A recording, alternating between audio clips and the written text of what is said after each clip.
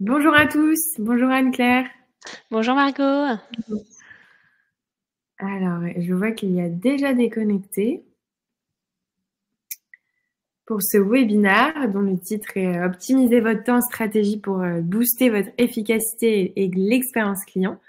Donc, merci à tous ceux qui se sont inscrits et qui vont visionner le replay parce qu'ils ne peuvent pas se connecter aujourd'hui. Bonjour Juliette, bonjour Elodie, bonjour Maxime, bonjour Patrick, bonjour Damien. On est très heureux que vous soyez là avec nous. Alors, je ne sais pas si vous avez l'habitude de ce genre de webinaire, mais vous avez un petit chat en bas à droite de la fenêtre de votre navigateur. Ah ben voilà, Elodie a dit son Bonjour premier Elodie. message.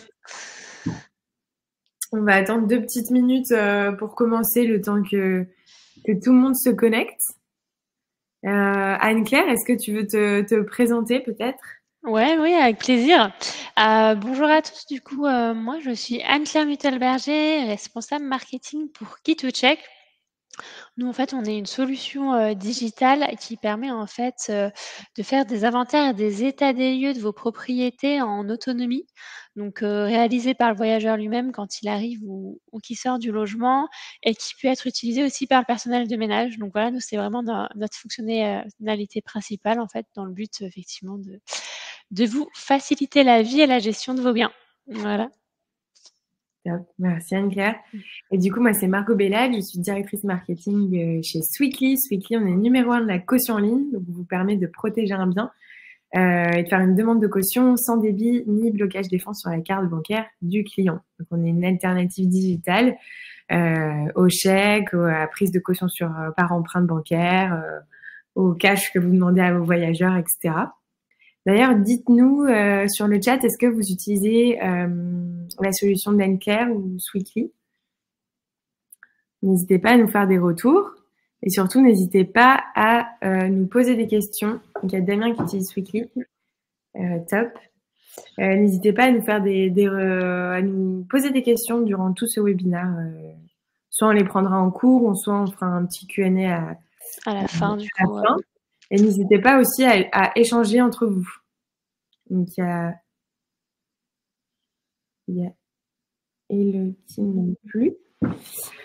Ouais, c'est sympa aussi quand les concierges utilisent, s'échangent entre eux.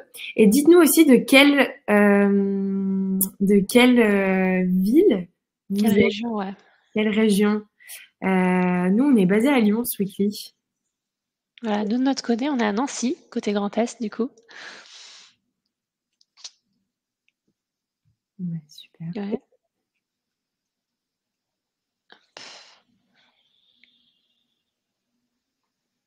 Voilà, donc on Ah a oui, un peu les Lillois, assez les diversifié. Un peu toute la France, là.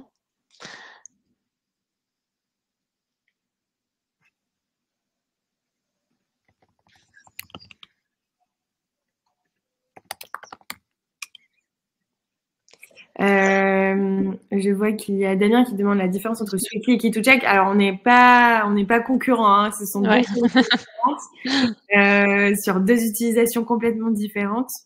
Damien, donc on va vous en dire plus sur les solutions. Mais en tout cas, ce sont on ne se compare pas. Mais Non, c'est on est plus vraiment deux utilisations. complémentaires au final. Exactement. Écoutez, on va commencer. Je vois qu'il y en a d'autres qui nous ont rejoints.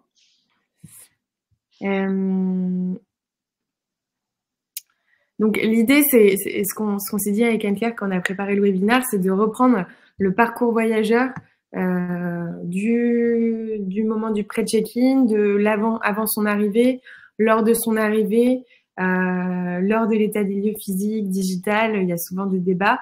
Et après, comment on peut au maximum optimiser son expérience client et vous, en tant que concierge, que vous ayez de l'efficacité dans l'opérationnel du quotidien.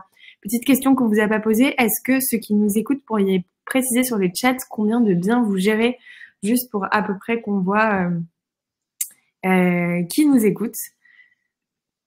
Et on va commencer. Est-ce que Anne-Claire, tu voudrais faire une intro déjà et nous parler du pré-check-in? Ouais, avec plaisir. Du coup, c'est vrai que quand on pense du coup au parcours voyageur, avant qu'il rentre dans le logement, on a quand même, la partie du check-in.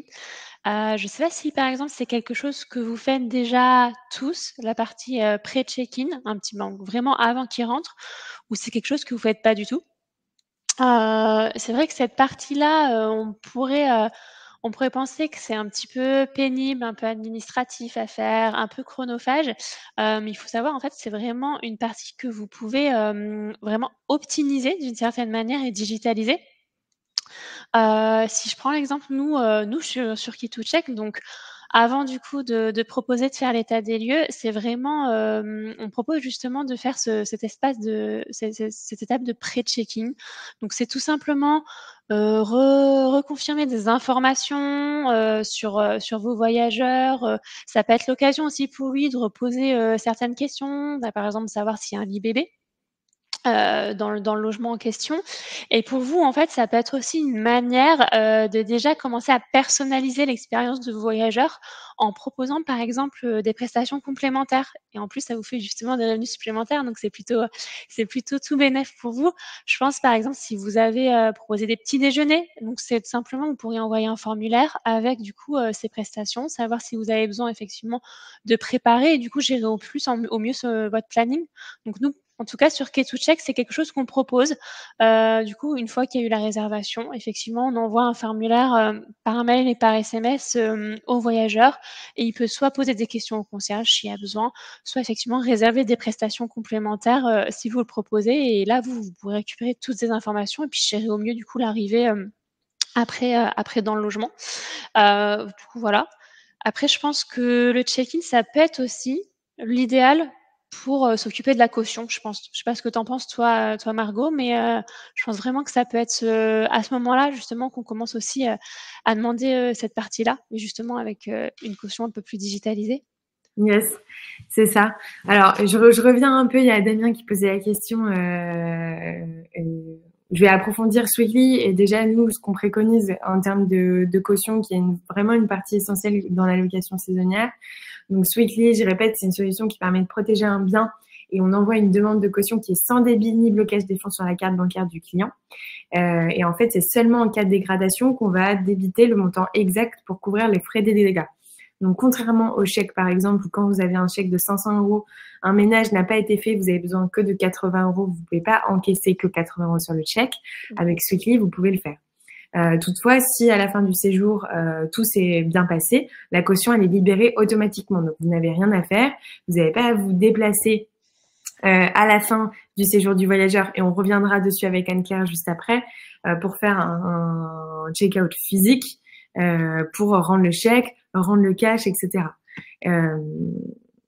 La caution, d'ailleurs, est-ce que tout le monde prend de la caution? Parce que des fois, il y a des concierges qui ne prennent même pas de caution. Et d'ailleurs, je suis intéressée de savoir, la caution, pour ceux qui n'utilisent pas Sweetly, est-ce que vous prenez quoi? Plutôt des chèques ou est-ce que vous demandez du cash ou est-ce qu'il y en a qui font des empreintes sur TPE?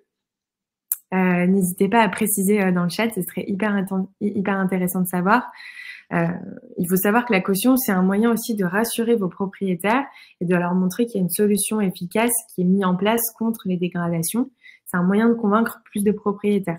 Je pense aussi à toutes les solutions de capteurs de bruit, par exemple, qui existent sur le marché, qui sont aussi hyper intéressantes et qui vous permettent de contrôler un bon nombre de paramètres dans le logement, comme la température, est-ce qu'il y a des personnes qui ont fumé, etc. Donc ça, c'est des solutions qui sont aussi complémentaires à la caution. Je ne sais pas si certains en utilisent, mais c'est hyper intéressant et pour pouvoir monitorer en fait toutes les dégradations qu'il y a dans ces logements. Je vois que Émilie utilise les cautions et les plateformes donc Airbnb, donc Aircover et Booking. Katia, lien de caution via mon channel manager et Damien qui utilise Sweetly, paiement de caution. Ok, Patrick qui utilise quand même le chèque si on ne peut pas passer via Sweetly. Et donc mon point, c'était que ouais, vous utilisez des cautions, c'est top, mais il y en a qui osent pas assez assumer, qui prennent une caution. Et un de nos conseils, c'est vraiment mettez-le dans les annonces que vous prenez une caution ou que vous utilisez par exemple un dispositif de capteur de bruit, etc. Pourquoi? Parce que ça va dissuader les mauvais comportements et les personnes mal intentionnées de louer votre bien. Un groupe de personnes qui veulent faire une fête dans une location qui a lieu que pour un week-end, s'ils voient qu'il y a la caution, s'ils voient qu'il y a un capteur de bruit, etc., ils vont tout de suite être dissuadés. Quelqu'un qui veut pas déposer une caution, c'est un petit peu bizarre. C'est qu'il a quelque chose à se reprocher en général. Ça responsabilise en fait un petit peu aussi, ouais, tout à fait. Ouais. Donc vraiment, mettez-les dans les annonces et aussi que ce soit pas une surprise lors de l'arrivée du voyageur. Il y en a qui arrivent sur place. Ah d'ailleurs, vous avez pensé au chèque. Et en plus, plus personne aujourd'hui, très peu de personnes voyagent encore avec leur chéquier. Oui, c'est sûr. Donc c'est assez compliqué. L'autre point, nous on travaille aussi pas mal avec le secteur de la location de véhicules. Quand on loue une voiture, on est habitué à déposer une caution. Je veux dire, ça paraît très logique. Donc c'est aussi tout autant logique quand on loue un bien de déposer une caution, et ça, faut profiter et le mettre dans les annonces. Comme le disait Anne-Claire, ça responsabilise le voyageur. Il y a un effet psychologique à utiliser les cautions et notamment la caution Sweetly. Nous, on a fait une étude. Avec la caution Sweetly, il y a des dégradations qui sont divisées par 10. Donc, il y a une réduction des litiges, etc. Et ça vous évite aussi, il y a encore des concierges qui prennent les dégâts à leurs frais parce qu'ils ont peur de perdre des propriétaires en leur disant il y a un vase qui a été cassé, il y a une réparation, etc.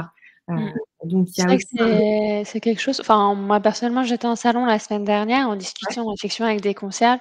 C'est quelque chose qui est effectivement revenu assez souvent. Donc c'est vrai que des fois sur les petites choses, bon je le prends à ma charge, tant pis, etc. Mais c'est vrai qu'avec que ce soit la caution ou même nous, on propose de faire des états des lieux. Ça va vous permettre effectivement de vous prémunir en fait de ces dépenses-là et effectivement de responsabiliser aussi vos voyageurs. Tout à fait. Alors après, c'est vrai qu'il faut trouver on va pas prendre une caution, débiter 5 € parce qu'un verre a été cassé ou une assiette, etc. Mais c'est vrai, comme tu me dis, Claire, à la fin de l'année, si on débourse tout le temps pour réparer ci, réparer ça, etc., pour pas embêter les propriétaires, au final, la facture, au bout de plusieurs années, elle peut être salée. C'est sûr, ouais, effectivement. Et l'autre point aussi, pour ceux qui digitalisent pas encore leur caution, c'est que la réalité, soyons honnêtes, c'est que dans à peu près 80% des cas, la caution, elle est rendue. Donc, je pense notamment à ceux qui utilisent les virements. La caution, dans tous les cas, il faut la demander. Vous allez demander une caution en avance. C'est un peu pénible, un chèque, ou vous donnez un virement, donc vous donnez un RIB. Le voyageur va devoir vous rentrer comme bénéficiaire sur le compte sur son compte bancaire, attendre 2-3 jours, etc. Et à la fin du séjour, c'est vous qui devez penser à rendre toute la caution, etc. à votre client, rentrer en bénéficiaire, etc. Donc, c'est un temps administratif qui, déjà, c'est pas du tout intéressant à faire. Je pense que tous les concierges s'accordent pour dire ça. C'est pas une tâche très épanouissante. Et dans la majorité des cas, la caution est rendue. Donc, il y a plein de solutions digitales. On a digitalisé en fait tout le parcours client, le processus de réservation, etc. Il y en a encore une qui résiste un peu, c'est vraiment le chèque, la caution par virement, etc. Prenez des outils pour digitaliser, pour économiser votre temps qui, on sait, est précieux. Donc ça, c'est le message que j'ai à passer pour votre expérience, vous, en tant que concierge. Et je passe juste à l'expérience client. Déjà, ça permet de gagner un temps considérable parce que la personne peut déposer sa caution en amont. Et ça, c'est beaucoup plus accueillant aussi si vous faites un accueil physique.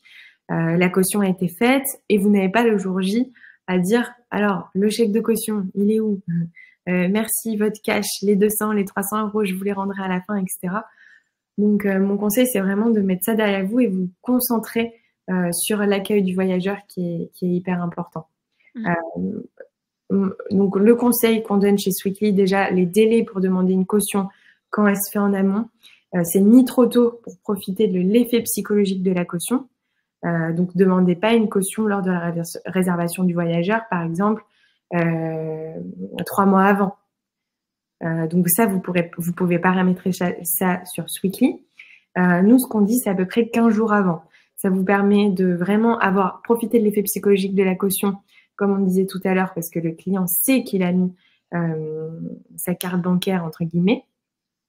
Et ça vous permet de relancer aussi un petit peu s'il n'a pas fait avant le voyageur, pour pas être, voilà, pour toujours avoir un accueil, être très accueillant le jour J et pas vraiment avoir un focus sur la caution. Il y en a beaucoup aussi, on parlera des boîtes à clés ou des serrures connectées qui ne délivrent pas la clé ou le code de la serrure connectée tant que la caution n'est pas déposée. Mm.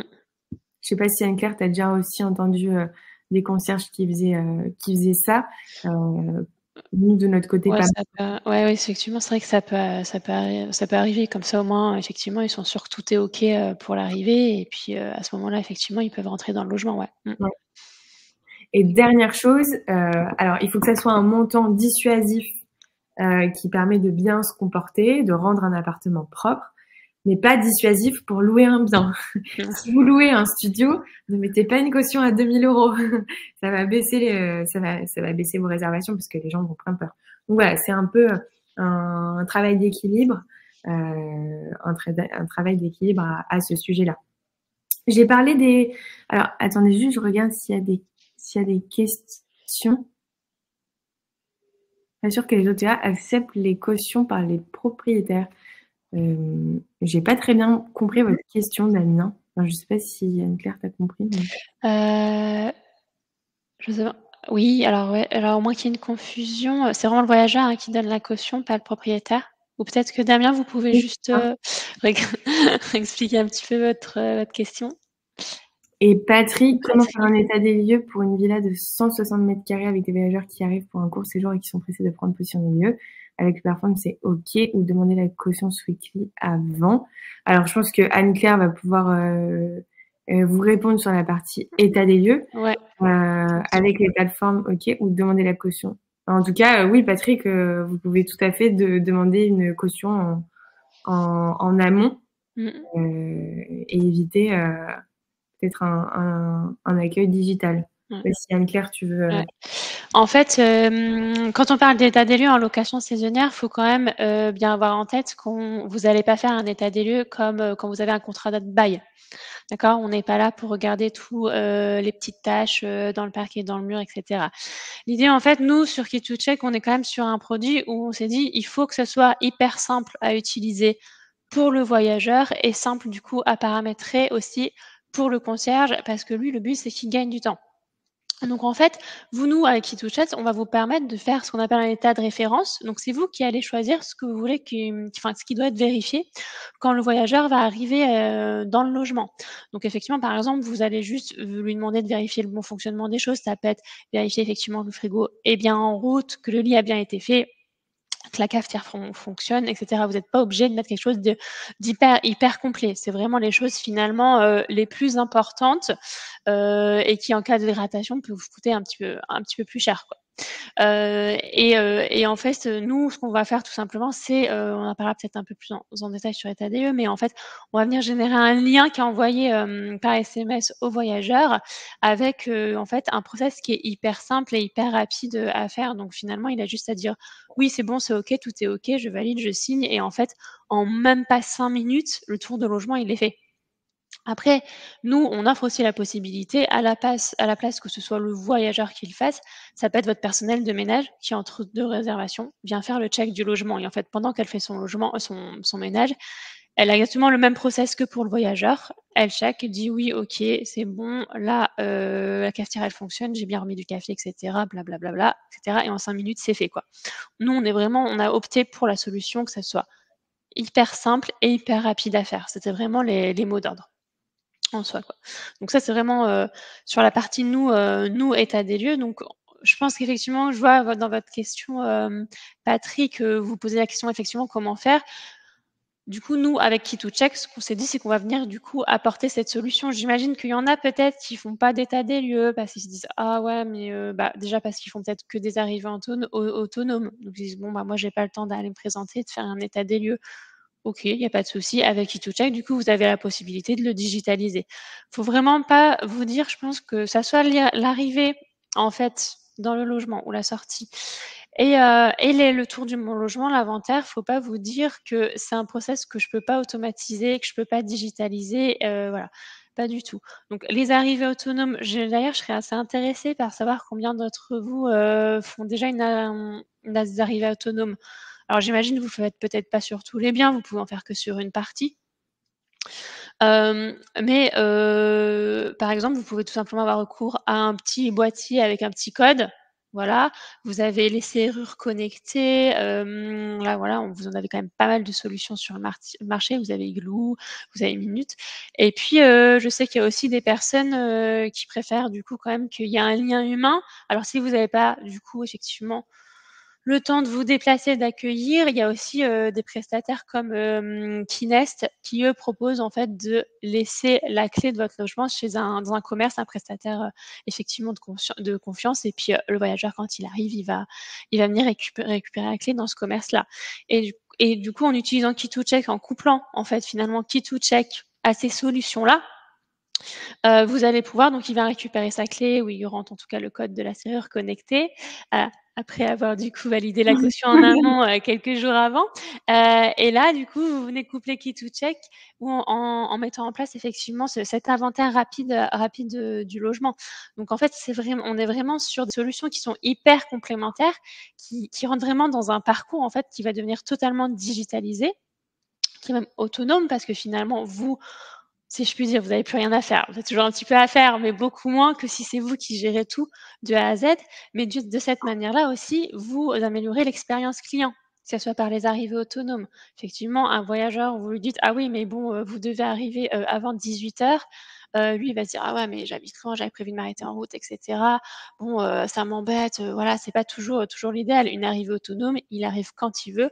Pour lui, on est déjà sur un début d'expérience et il se dit « Bon, bah voilà, j'ai pas de stress, j'arrive quand je veux, je sais que je peux récupérer ma clé, etc. » Après, l'histoire de l'état des lieux, vous pouvez penser que des fois, ça peut embêter effectivement votre voyageur, mais pas forcément. Parce que lui aussi, d'un certain côté, ça le rassure. Je fais rapidement le tour de logement. Je peux effectivement dire s'il y a quelque chose qui fonctionne pas et finalement, ça va pas m'être imputé sur ma caution après. Donc ça peut être vraiment l'idéal de le faire en fait justement que sur les entrées, parce qu'effectivement le voyageur va être plus enclin à dire oui bah ça fonctionne pas, etc. Vous derrière, vous êtes notifié, en tout cas avec Key2Check, vous recevez effectivement l'inventaire qui aura été fait. Vous savez s'il y a des choses qui fonctionnent pas. Après, vous pouvez adapter votre planning. Si par exemple ça peut être un truc tout bête, bah je sais pas, il n'y a pas d'eau chaude, donc c'est quand même assez urgent. Vous pouvez soit intervenir vous-même ou faire intervenir effectivement votre plombier. Donc là, en fait, on vient vraiment faciliter votre gestion du bien. Et puis, toujours pareil, je pense que pour Sweetly, ça rassure aussi le propriétaire d'une certaine manière. Lui, il sait qu'il y a un inventaire qui est fait, quoi. Donc, son bien, il reste en bon état. Il va pas trop Et s'inquiéter.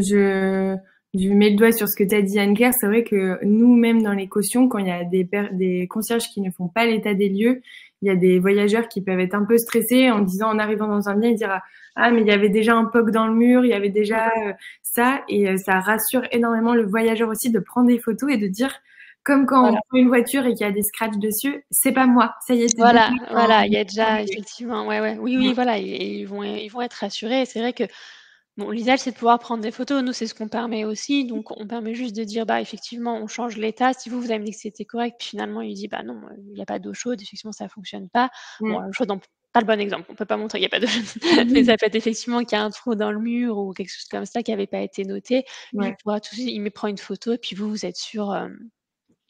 Vous êtes sûr en fait que vous pouvez avoir l'information et que vous pourrez du coup pallier au problème si c'est nécessaire. Hein. C'est pas forcément toujours nécessaire d'aller faire la réparation. Je vois que Patrick vous avez une question, c'était état des lieux digital. Comment le voyageur va-t-il accepter cet état des lieux sommaire sans avoir vu le logement? Alors en fait, Patrick, nous ce qu'on propose, c'est qu'il le fait quand il rentre dans le logement, en fait, si vous voulez.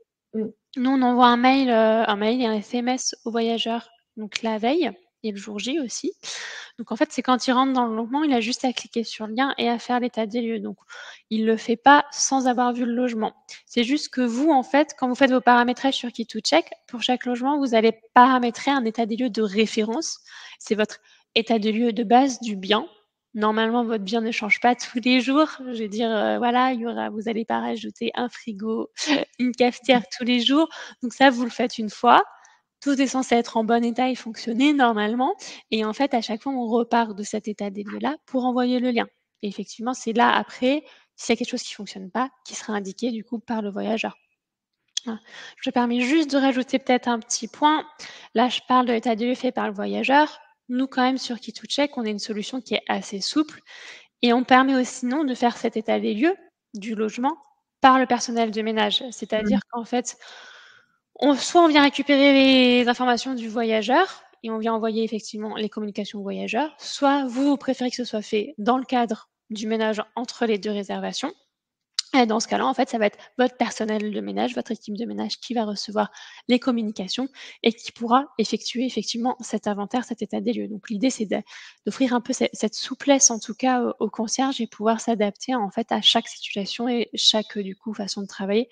Et je pense aussi que c'est important parce que, en tout cas, en location saisonnière, nous, ce qu'on a pu remarquer, c'est que vous êtes quand même bon, on va dire, il y a des comportements assez généraux, mais finalement, chacun fait un petit peu à sa sauce et je trouve que c'est bien d'avoir des solutions aussi, qui imposent pas une manière de fonctionner et qui puissent s'adapter finalement, à votre manière de travailler à vous, en fait. Voilà. Et est-ce qu'il faut télécharger une application pour utiliser Alors non, nous, du coup, on a décidé qu'il fallait pas télécharger une application pour le voyageur, parce qu'on s'est dit que, bah, on est en vacances, on vient en vacances pour une semaine, faut télécharger une application, ça peut être un petit peu, Oui. rédhibitoire, c'est un peu pénible. On n'a déjà pas toujours suffisamment de place sur nos téléphones. Alors si en plus, il faut rajouter une application, bon, pas Ouais. super pratique. Du coup, c'est pour ça qu'on envoie vraiment un lien et en fait, nous, notre solution, elle est vraiment ergonomique et elle fonctionne très bien sur téléphone, en fait. Et on a vraiment pensé la solution justement pour le téléphone. Donc, il y a pas de souci à ce niveau-là, quoi. Voilà. Ouais, parfait, rassure. Bah, nous aussi, chez Voilà. Sweetie, il n'y a pas d'application, donc même principe, c'est un lien qui est envoyé et tout est fait sur le Mmh. téléphone et c'est vrai que c'est un frein de moins Ça euh, fera un demain, ouais, voilà, parce pour que le ouais. voyageur. Il a juste à ouvrir ses mails ou à ouvrir l'app, un QR code ou que sais-je. Ouais. Il le fait très rapidement sur son téléphone. Et malgré tout, on a pas mal de questions aussi. Oui, mais les personnes âgées, etc. Mmh. Et il y a enfin des concierges qui sont inquiètes pour les personnes âgées, mais Oui, ouais, c'est franchement, vrai. ça se fait de manière hyper facile. Euh, Bah, je pense même que c'est peut-être même presque plus simple pour eux d'aller ouvrir un lien sur un SMS et cetera, mm, que de se dire: «Il faut que je télécharge une application». Des fois, il faut que je ouais. crée un compte, je me connecte, Ouais. et après, quand j'arrive sur place, il faut que je rouvre l'application. Enfin, on est là, en fait, on rajoute plein d'étapes qui, bah, ça peut un peu décourager effectivement le voyageur sur le moment, en fait, à ce Je te niveau-là. rejoins dessus, ouais. Mmh. Mmh. Est-ce que Voilà. certaines personnes ont des questions à nous poser avec Anne-Claire? N'hésitez pas ou souhaitent rebondir sur des choses. Il est déjà 11h28, Ouais, ça c'est va bien. vite, ouais. On voulait un webinaire d'à peu près 30 minutes pour pas non plus que ça soit trop long pour Trop vous. long pour vous, ouais. Ouais. N'hésitez pas aussi à nous faire un retour sur est-ce que vous pratiquez plutôt un accueil physique ou un accueil De digital et un check-out physique et un check-out digital. Ce serait Ouais, intéressant c'est de de voir. savoir. On sait qu'il y en a qui y sont très attachés Oui, à l'accueil physique, hein, c'est vrai. avec le physique. Et il y en a d'autres qui finalement laissent complètement l'autonomie aux Mmh. voyageurs. Et ce qui est bien, ce que je trouve que tu disais Anne-Claire, c'est que même si nos deux solutions sont digitalisées, ça n'empêche pas un accueil physique, ça n'empêche pas. Voilà, exactement. Ouais, voilà, Et- c'est vraiment l'idée que vous soyez libre, quoi. Parce que alors j'ai parlé de l'état des lieux en autonomie, mais en fait, nous, avec notre, plateforme, vous pouvez essayer faire l'état des lieux avec, le voyageur si vous faites de l'accueil physique, en fait. C'est tout à fait possible, en fait. C'est juste qu'on vous choisissez, en fait, un type, si c'est en autonomie ou pas et du coup, ça peut tout à fait se coupler avec, de l'accueil physique. On est vraiment sur une adaptation, vraiment complète, quoi. Mm. Mmh. Non, c'est vraiment bien d'avoir la choix en fonction de la typologie de client, en fonction de l'heure aussi à laquelle il va Il va arriver. arriver, ouais, voilà. Via Airbnb, avons-nous le droit de demander une caution Swiki? Donc la réponse est oui, Juliette, si vous utilisez un PMS. Euh, je ne sais pas si vous utilisez un PMS, Juliette, mais en tout cas, si oui, Vous pouvez monitorer Sweetly et Airbnb a même fait une page d'explication officielle, donc il n'y a pas de souci. Il y a Patrick donc qui fait un accueil physique pour les villas et Ouais. voit des clés pour les appartements. Ouais. Ouais. Ouais, En fait, tout le monde mixe en fait finalement en fonction de ouais, sa en général, ouais, c'est vrai que c'est bien d'être flexible. Puis-je avoir le lien de la page Airbnb pour la caution? Oui.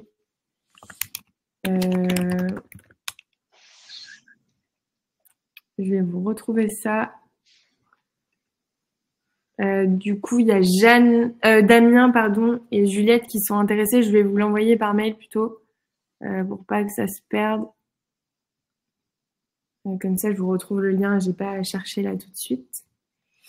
S'il y en a d'autres aussi qui sont intéressés par le lien, Patrick, ok, c'est noté. Donc Juliette, Damien et Patrick, je vous envoie le lien de la FAQ Airbnb. Je vois aussi, alors je sais pas si certains font des livrets d'accueil. Aujourd'hui, il y a des solutions de livrets d'accueil digitalisés pour ceux qui font un accueil en autonomie du voyageur. C'est vrai que souvent, même si la caution est digitalisée, même si l'état des lieux est digitalisé, il y en a qui souhaitent quand même donner des informations à leurs voyageurs et on les comprend. Sachez qu'aujourd'hui, il y a des solutions, des livrets d'accueil, et je pense notamment à Yago, YAAGO, qui est une solution française d'accueil digital, de livret d'accueil digitalisé. C'est vraiment super parce qu'on a toujours des informations à donner à nos voyageurs, parce qu'on a aussi envie qu'ils se sentent bien dans le logement, qu'ils puissent utiliser correctement le four, qu'ils puissent correctement utiliser la clim. Surtout l'été va arriver. Et souvent, en tant que concierge aussi, on n'a pas forcément envie, on a envie d'être réactif, mais recevoir des messages à 22h, 23h, comment marche la clim avant de se coucher, etc., ça peut être très prenant et surtout très rébarbatif à donner toujours les mêmes explications, etc. N'hésitez pas aussi à utiliser ces solutions ou à mettre un livret d'accueil directement dans vos logements qui explique comment utiliser soit l'électroménager, donner les bonnes adresses aussi, ça c'est ouais, voilà, ouais, effectivement, je pense que ça peut être super intéressant, notamment, là, vous allez vraiment, je pense, avoir un retour voyageur hyper positif si vous donnez un peu les petits restos sympas à faire dans le coin, les visites vraiment à pas oublier dans la ville parce que bon, on a beau avoir les guides, regarder sur internet, c'est toujours plus sympa d'avoir les petites adresses des locaux, quoi. Donc c'est vrai que c'est des choses qui peuvent être vraiment. C'est pas hyper compliqué à mettre en place. Et vous derrière, ça peut vous assurer un super retour voyageur et notamment aussi par exemple une bonne note, un bon commentaire sur Airbnb et on sait quand même que c'est assez important aussi pour vous. Carrément. Et je rajoute, d'ailleurs, à cette étude, il y a un de nos partenaires qui s'appelle Abel Consulting qui a fait une étude des notes Google des concierges qui utilisent Sweetly. Alors, c'est marrant. Mais comme il n'y a pas d'impact sur le plafond bancaire, les voyageurs sont hyper contents et ça a augmenté leur note Google de 0,2 et entre 0,2 et 0,6 points. Donc, c'est beaucoup sur 5 quand même. Et c'est vrai que c'est toutes ces petites intentions pour chérir l'expérience voyageur, impacter le moins le plafond bancaire, pour lui donner les bonnes adresses, pour lui donner les clés, entre guillemets, pour qu'il fasse son arrivée autonome, etc. Ça a un vrai impact sur votre réputation. On voit aujourd'hui l'importance de la réputation, l'importance des avis. Je pense que ouais, effectivement. C'est vraiment quelque chose hyper important.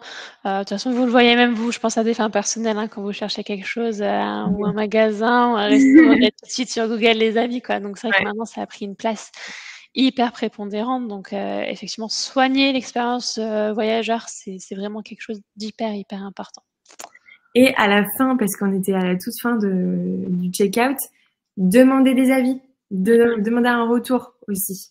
Alors, il y en a, ça s'appelle marketing automation, donc des campagnes de marketing qui sont envoyées automatiquement à la fin du séjour. Je ne sais pas si certains d'entre vous le font.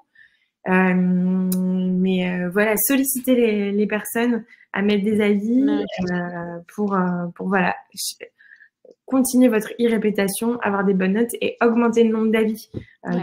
C'est vrai qu'il vaut mieux avoir plus d'avis, 30, 40, 200, 500, etc., que 5 petits avis parce que vous n'osez pas demander. Ça a plus d'impact, ouais. Il y a Patrick qui laisse un livret d'accueil dans les logements avec adresse et fonctionnement. Parfait. Bah voilà, c'est parfait. C'est une super pratique.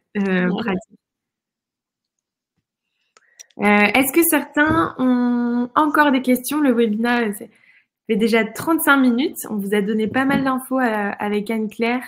D'ailleurs, on va donner nos adresses mail sur le chat si vous voulez nous écrire. N'hésitez pas à nous...